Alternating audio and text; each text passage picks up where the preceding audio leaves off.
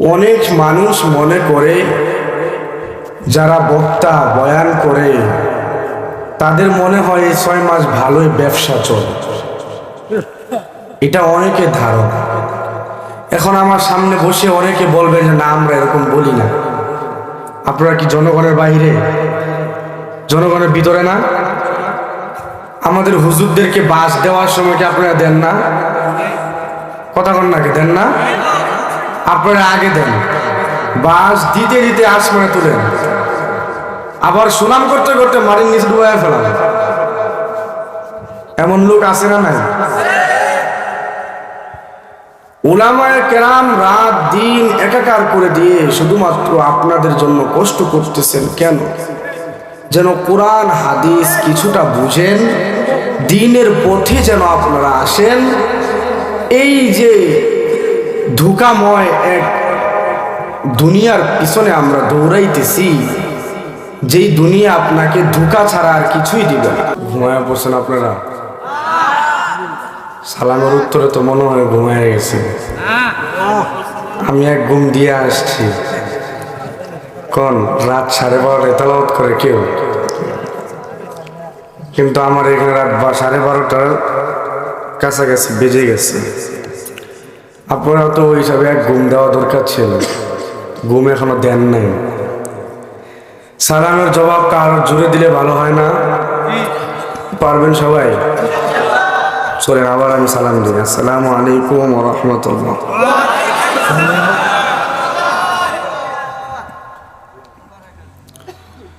গতবার তো এই অনুষ্ঠানে আসার সুযোগ হয়েছিল আমার, তাই না?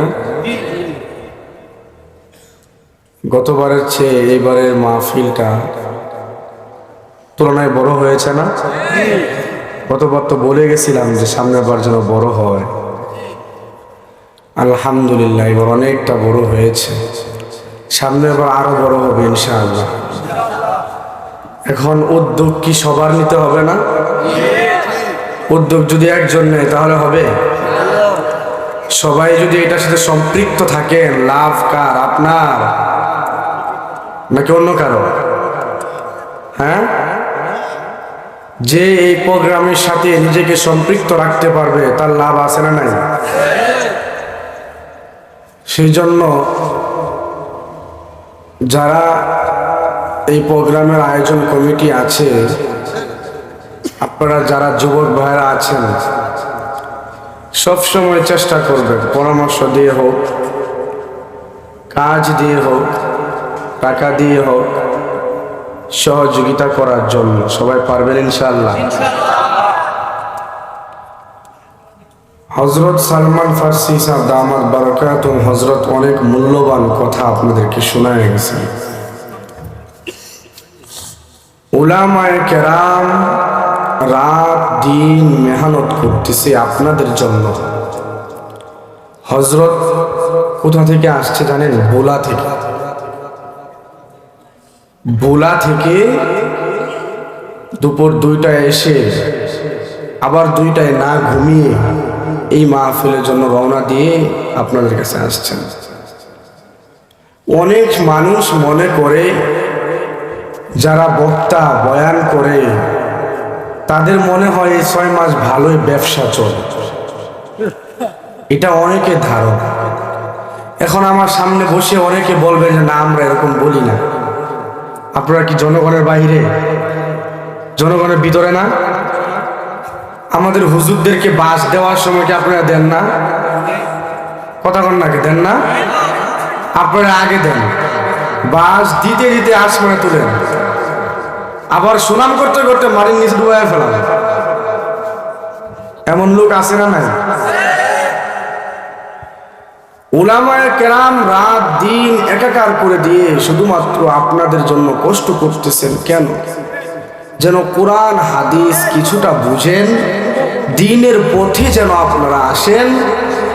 এই যে ধোঁকাময় এক দুনিয়ার পিছনে আমরা দৌড়াইতেছি, যেই দুনিয়া আপনাকে ধোঁকা ছাড়া আর কিছুই দিবে না।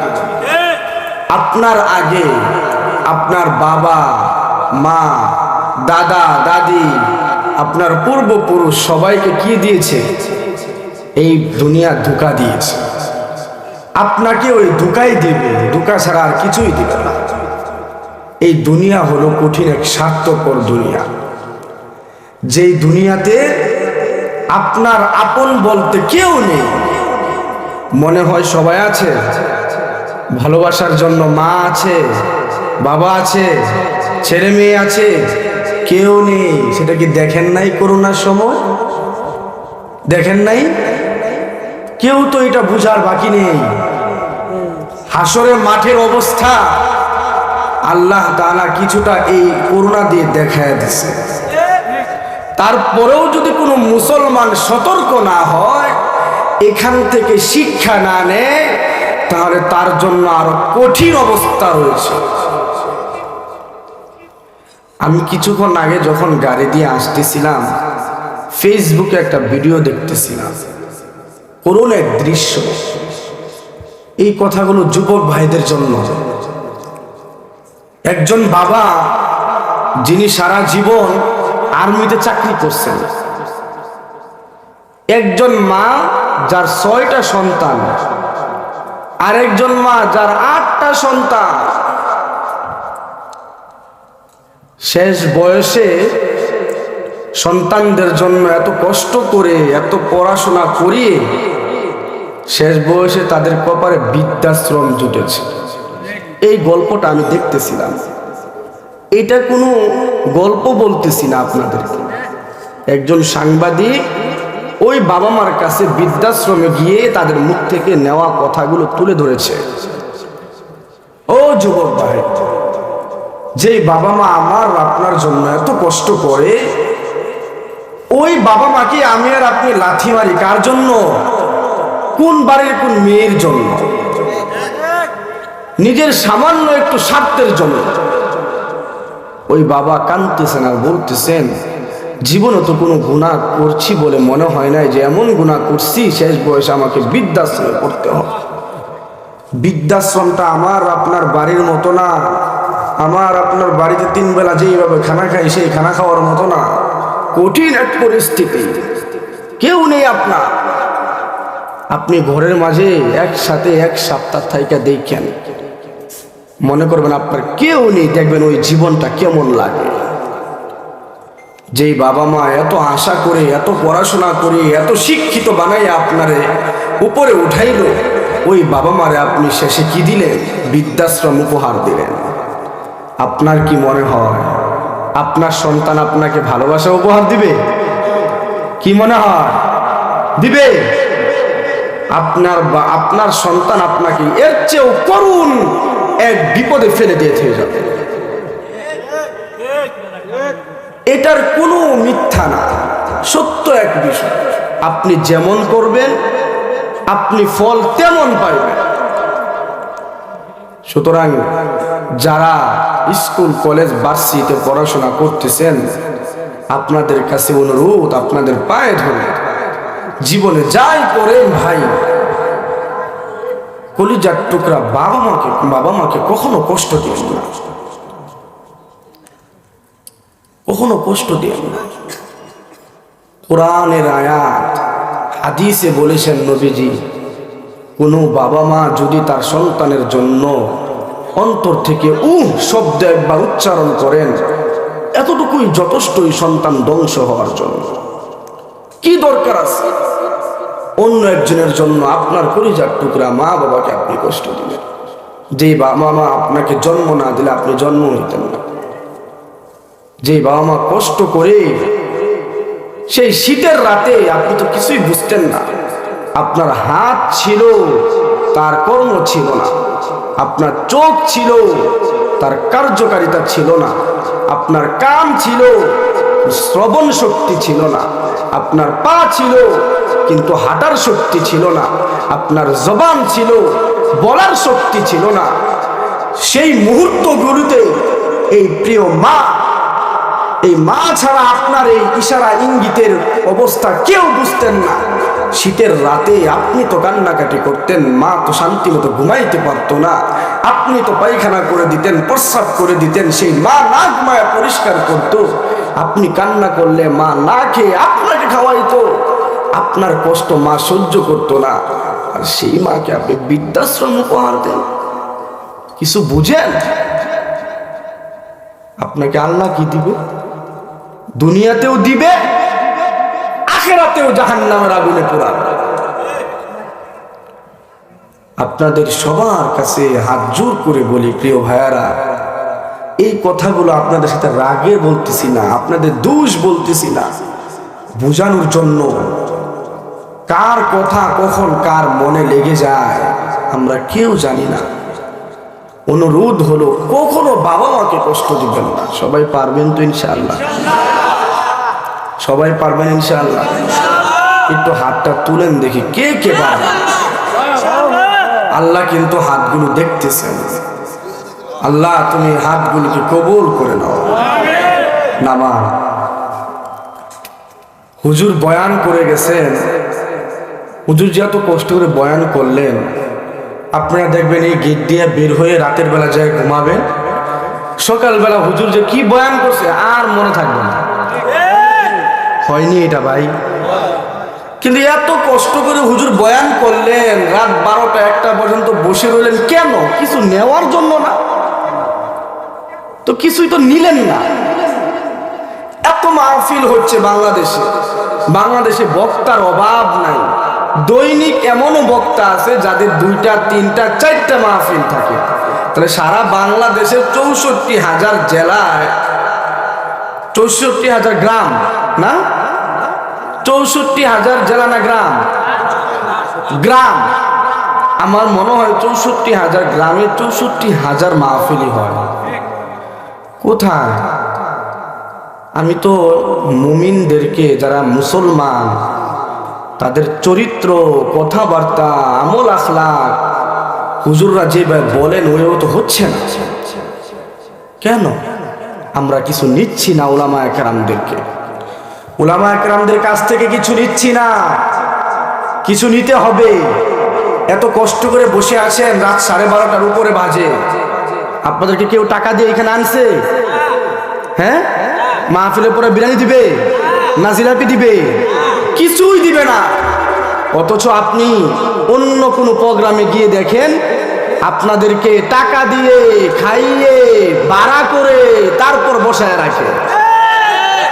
কিন্তু বাংলাদেশ সহ পৃথিবীতে একটা মজমা আছে, যেই মজমা শুধু কোরআনের মজমা, যেখানে মানুষকে কোনো কিছুর বিনিময় ছাড়া এখানে আইসা মানুষ বসে থাকে। আপনারা বলেন তো, বাংলাদেশে রেল মন্ত্রী আছে না, যোগাযোগ মন্ত্রী আছে না, নৌমন্ত্রী আছে না? কোন মন্ত্রী নাই বলেন তো? রাস্তা মন্ত্রী আছে, সব ধরনের এমপি মন্ত্রী আছে। একটা জায়গায় শুধু এমপি মন্ত্রী নাই, সেটা হলো মানুষের চরিত্র গঠনের এমপি মন্ত্রী। ওটা কে কারা করে? ওইটা শুধুমাত্র উলামায়ে কেরামরা করে। এই যে রাত এতটা পর্যন্ত বসে আছেন, কোনো বিশৃঙ্খলা আছে? চিল্লা চিল্লি আছে? যার অন্য একটা প্রোগ্রামে মাইকে গলা ফাটাইতে ফাটাইতে বলবে বসেন বসেন বসেন, তাও মানুষ বসতে চায় না। এখানে দেখেন উলামায়ে কেরামের কোরআনের কথা শোনার জন্য কোনো বিশৃঙ্খলা নেই। এটা শুধুমাত্র কোরআনের এক মুজিজা। মানুষের চরিত্র গঠনের দায়িত্ব হলো আল্লাহ পাক রব্বুল আলামিন উলামায়ে কেরামদেরকে দিয়ে দিয়েছেন। সুতরাং উলামায়ে কেরাম যে এত কথা বলতেছেন, আপনার যদি 2টা কথা ভালো লাগে 2টা কথাই নেন, একটা কথা ভালো লাগে একটা আমল কালকে থেকে শুরু করেন, দেখবেন একটা একটা করে আপনার একদিন 10টা 15টা 20টা আমল হয়ে যাবে। ইনশাআল্লাহ আপনার জিন্দেগি পাল্টে যাবে। একসাথে যদি আপনাকে 10টা দায়িত্ব দেওয়া হয়, পারবেন করতে? হ্যাঁ, পারবেন না। সেই জন্য অল্প অল্প করে আমল করার দ্বারা দেখা যাবে আল্লাহ পাক একসময় অল্প আমলকে অনেক বড় আমলে পরিণত করে দিবেন ইনশাআল্লাহ। আমি আপনাদের কাছে একটা অনুরোধ করে যাই, আমার কথা থেকে 2টা কথা নিচ্ছি। 1 নম্বরে কি নিচ্ছি?